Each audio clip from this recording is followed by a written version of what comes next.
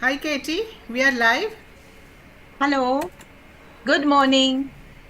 Good morning. Good morning Katie. Good morning viewers. Enlit Kids is really happy to launch its new series again on YouTube.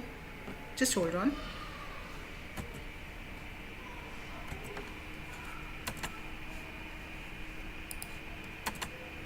Yes. Hmm.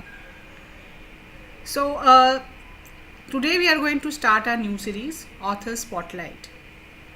And we are having our very own mentor, guide, and the youngest member of Kathashtakam family, Katie Bagli. And we will be talking about her journey as an author and as a nature activist. And she'll be talking about her books and many initiatives that she's a part of.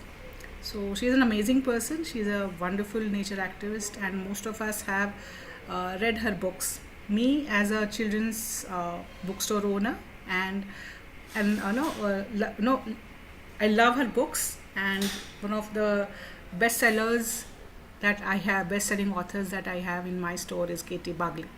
So over to you, Katie. Let us start this discussion. So how are you today? What did you do in the morning?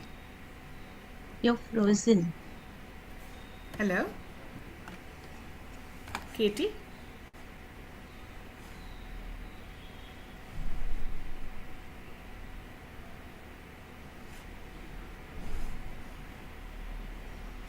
Katie, am I I audible? can hear you. Yes, yes, Yes. yes.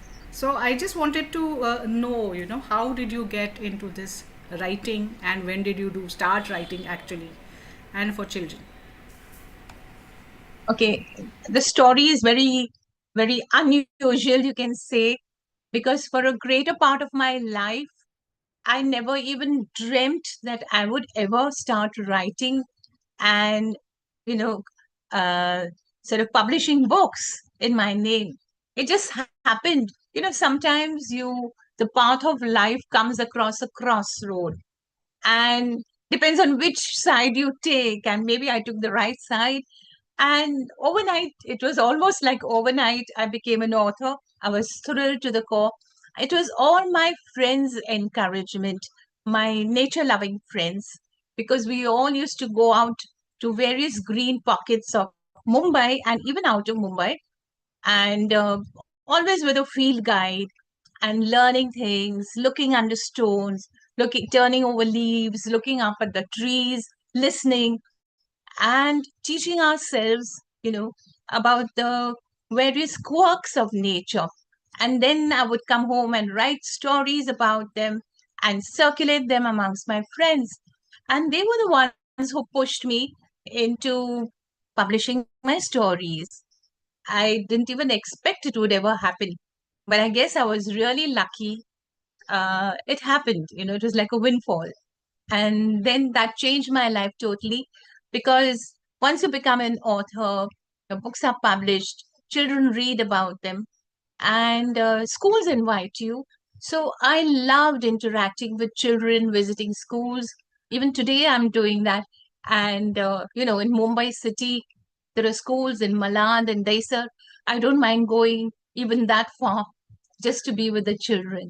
So this is my life. It started at the age of 60, you can say. Yes. Lovely, lovely. And I we can see how how you are loved as an author when when we look at our Sorry, again, you're frozen.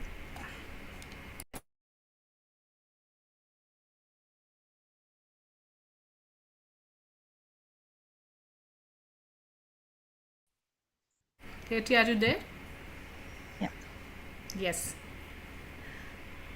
So Sorry, I can can you? see the magic. Yeah, I can see the magic when you are with children, and children love you as an author, your stories, your poems, and all sorts of formats of literature that you write for them. And the way you conduct author interaction also is totally different. It is not a typical reading aloud and doing stuff. You conduct activities, interactive activities, everything. So I love I doing have that. yes, and I have witnessed it in my own store, as well as the recent Enlit Fest that we hosted in Pune. So, Katie, I must say that your writing life started at the age of 60, right? So, can you tell us something more about your books, your writing process? How do you go about it? Okay.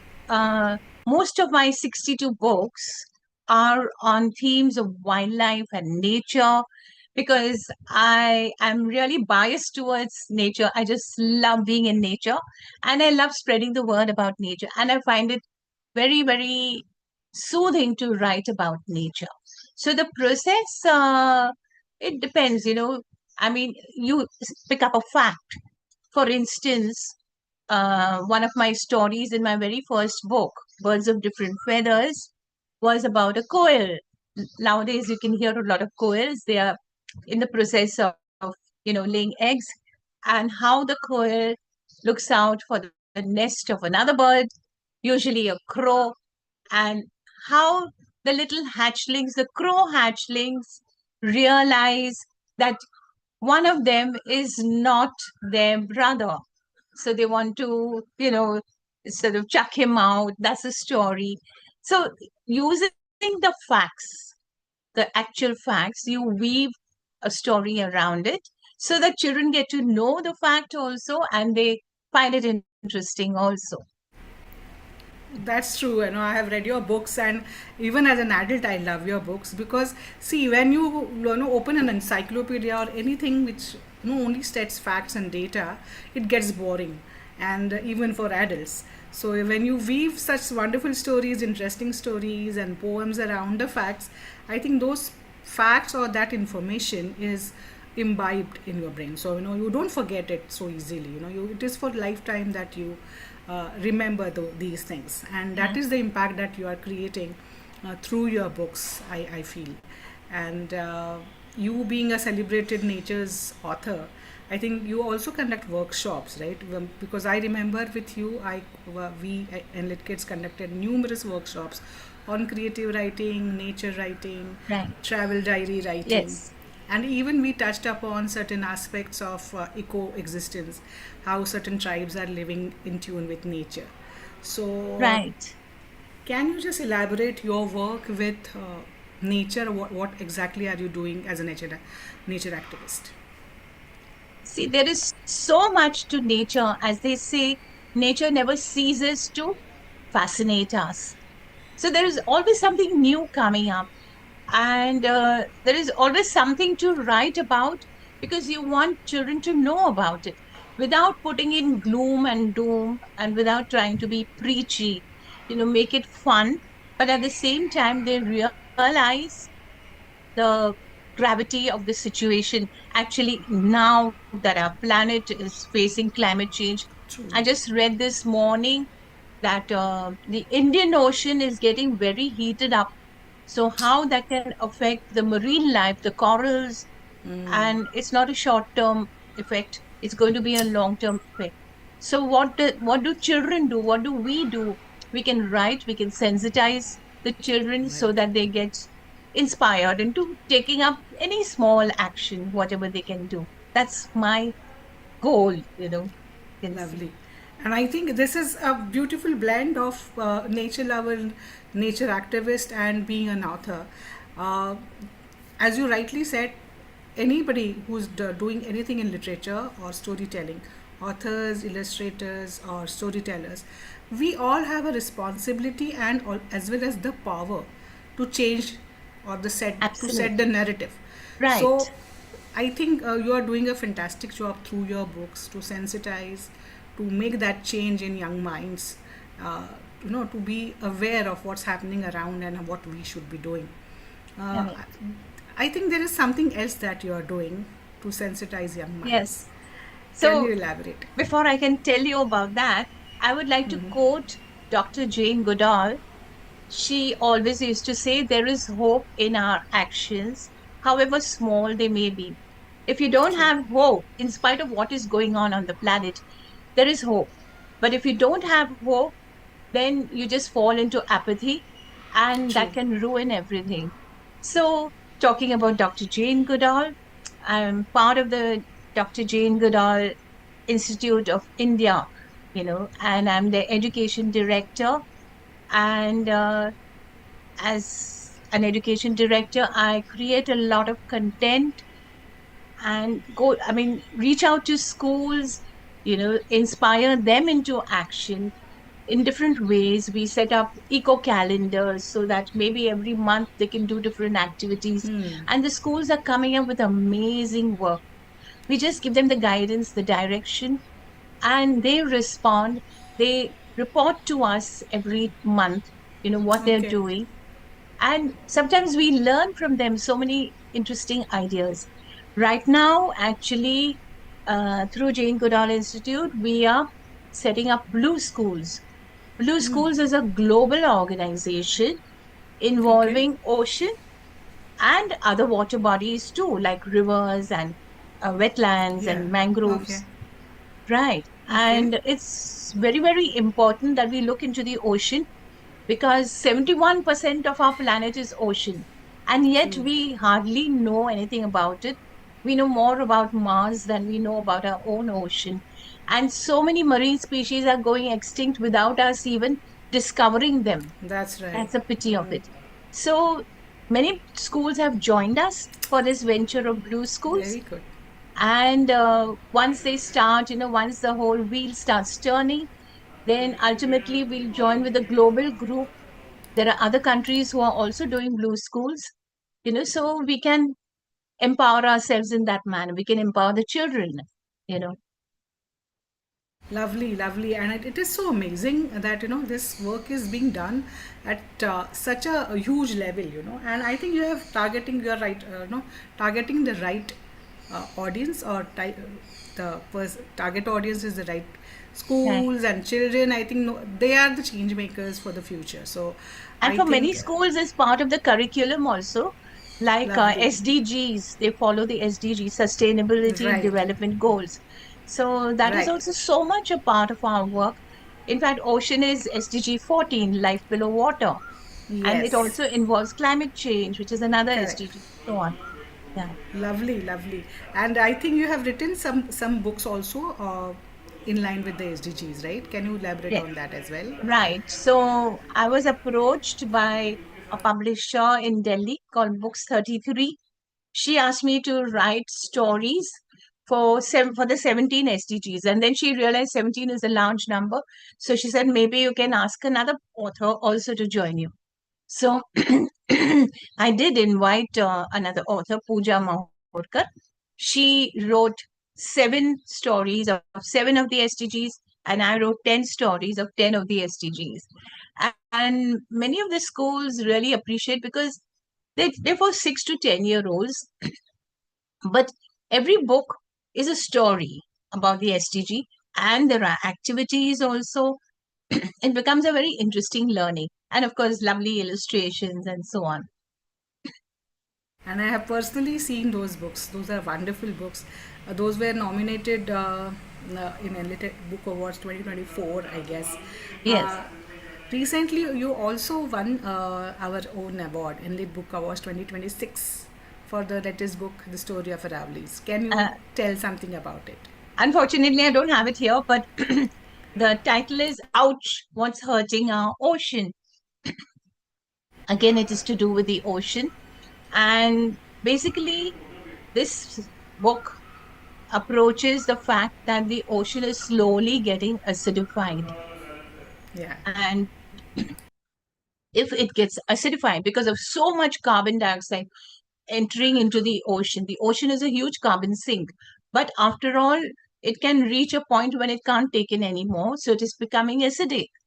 And if it becomes acidic, it can affect the corals, it can affect jellyfish, it can affect starfish, it can affect so many marine organisms.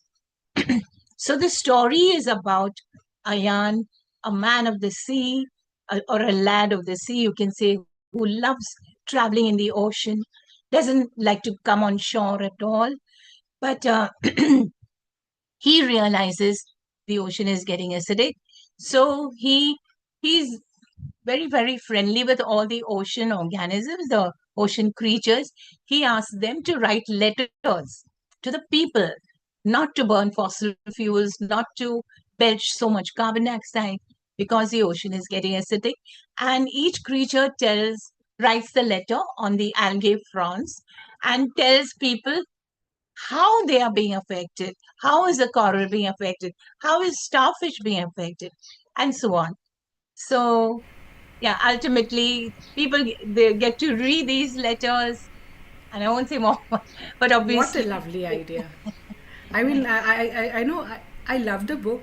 What a, it is a kind of building an empathy towards those creatures. When you yes, read these letters, readers are feeling what exactly they are feeling, what are they going through. So I think this is fabulous, and that is why I think one of the awards we- went to you. thank you. And I think every year you get one award at least from us, and it's not because we love you. Of course we love you, but the jury generally is outside, outside the organization. So the juries are like quite objective, and the Yes. evaluation process is quite thorough. So every year getting this award and other awards also, right? I mean, if I remember, you also are a part of many other awards, Jarul Awards, and uh, uh, I don't know, many awards. So can you just elaborate which awards are there in your mm, Okay, showcase? there is one Rex Karmavir Global Fellowship Award, which is for which I have to go to Delhi every year, and I've got the bronze medal, the gold medal. Last year it was the platinum medal, but I didn't go for that because there was some other work. And then there is Children's Book Trust, for which I have won prizes. And there is this International Books for Young People, IBBY, for which my one of my books, The Mysterious Lovables, was shortlisted. And then there is this Pachyderm Awards, for which many, like Sanctuary, you know, Sanctuary Come magazine, they have their awards every year. And I was spotlighted for working towards the betterment of the planet through my books. So they're Lot all of there. accolades. Yes, yes, yes. And you so much deserve all these things and much more, Katie. I don't know, looking at you, you are an inspiration to all of us. When we are in our 40s or 50s, we are saying, no, ab se humse nahi hoga. And then we look at you and still, going so strong in whatever. I am not going to ask your age because you are ageless for us. So it's an inspiration for us, and your love for nature, love for children, love for books.